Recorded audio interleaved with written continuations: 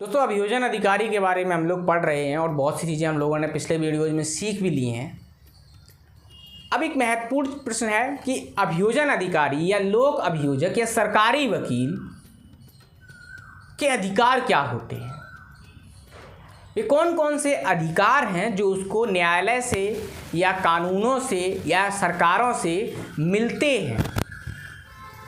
तो वही अधिकार हम लोग इस वीडियो में जानने वाले हैं। अभियोजन अधिकारी न्यायालय का एक अभिकर्ता होता है, एक अफसर होता है, एक अधिकारी होता है और उसके बिना अभियोजन पूर्ण होना असंभव है, पूरा हो ही नहीं सकता। यह मात्र एक कल्पना होगी कि अभियोजन अधिकारी के बिना अभियोजन कार्य पूरा कर लिया जाए। टीकाराम सिंह बनाम स्टेट ऑफ अन्य 2006 के मामले में न्यायालय ने स्पष्ट रूप से कहा, अभियोजन अधिकारी न्यायालय के समक्ष सुगमता, निडरता, निर्भीकता और स्वतंत्रता पूर्वक पैरवी कर सके, इसके लिए उसे अनेक महत्वपूर्ण अधिकार दिए गए हैं। सबसे पहला अधिकार है उसका पैरवी करने का अधिकार।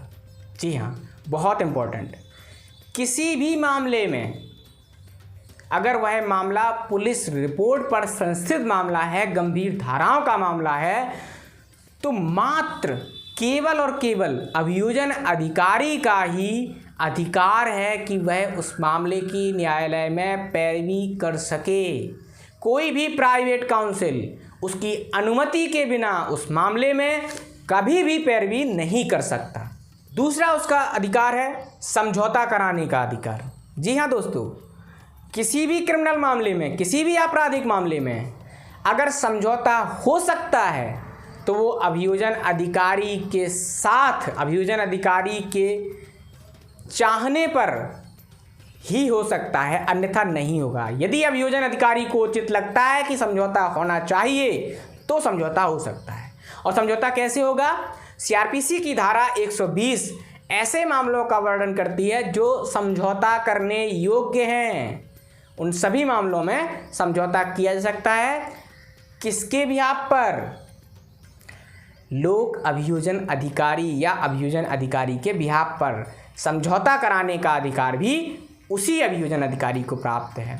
और तीसरा, अभियोजन वापस लेने का अधिकार, ये भी लोक अभियोजक को ही प्राप्त है। सीआरपीसी की धारा 121 के अनुसार अभियोजन अधिकारी को यह अधिकार दिया गया है कि वह किसी मामले को निर्णय सुनाए जाने से पहले तक वापस ले सकता है। इसके लिए दो चीज़ों का होना बहुत आवश्यक है। पहला, न्याय हित में वापस ले रहा हो और उसके पास विधिपूर्ण आधार हो। न्याय हित और विधिपूर्ण आधार, इन दो आधारों पर वह अभियोजन अधिकारी मामले को सीआरपीसी की धारा 121 के तहत वापस भी ले सकता है, जजमेंट से पहले तक।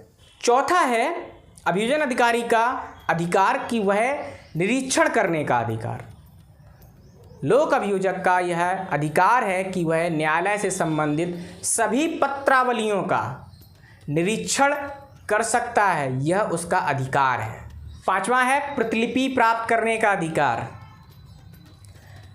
अभियोजन अधिकारी का यह अधिकार है कि वह न्यायालय के प्रतिलिपि विभाग से किसी पत्रावली के संबंध में न्याय हित में जो भी महत्वपूर्ण प्रतिलिपियां हैं उनको सर्टिफाइड कॉपी न्यायालय से प्राप्त कर सकता है। छठवां है समन आदि प्राप्त करने का अधिकार, यानी कि किसी भी आपराधिक मामले में अगर किसी व्यक्ति को, अपराधी को या साक्षी को समन तालीम कराई गई है तो उसको प्राप्त करने का अधिकार भी अभियोजन अधिकारी के पास होता है। सातवां है ब्रीफ पेश करने का अधिकार। किसी भी मामले की जो संक्षिप्त विवरण है वो न्यायालय में पेश करने का अधिकार भी अभियोजन अधिकारी का होता है। और आठवां है वृत्तिक सूचनाओं से संबंधित अधिकार। नौवां है पूर्व निर्णय आदि न्यायालय में प्रस्तुत करने का अधिकार, अर्थात अभियोजन अधिकारी न्यायालय में रूलिंग इत्यादि भी प्रस्तुत कर सकता है। 10वां है बैठने की सुविधा का अधिकार। जी हाँ दोस्तों, अभियोजन अधिकारी के पास यह अधिकार होता है कि उसको न्यायालय में अभियोजन सरकार का पक्ष रखने के लिए एक उचित और समुचित बैठने की व्यवस्था की जाए। अगला है राजीनामा पेश करने का अधिकार और अगला है पक्षकारों की ओर से दस्तावेज इत्यादि न्यायालय में पेश करने का अधिकार। अगला है अपील, पुनरावलोकन या पुनरीक्षण करने का अधिकार। तो ये अधिकार अभियोजन अधिकारी को प्राप्त होते हैं।